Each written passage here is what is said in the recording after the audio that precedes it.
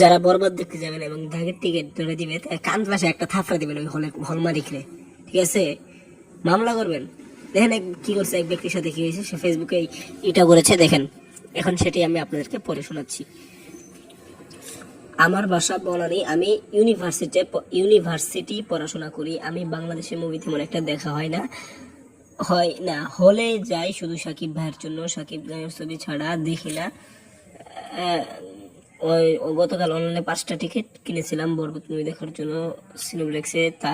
তারা টিকিট দেয় দাগি ছবির। এখানে শেষ নয়, আমরা ছিলাম 5জন বান্ধবী।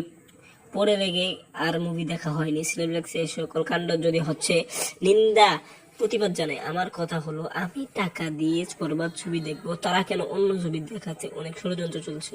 সিনেপ্লেক্স এইরকম ভাবে লিখেছে, যাই পড়াটা পড়তে পারছি না। ইনবক্সে একজন শেয়ার করলো, এমন কথা হচ্ছে সিনেমাদের।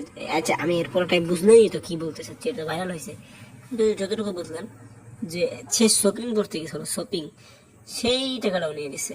কি বলবো আর, এটা কি বলবো, জোর বলবো, এটা সিস্টেম হলো কোনো, এটা দেশ। থ্যাংক ইউ, সাবস্ক্রাইবটা করে দিন, ধন্যবাদ।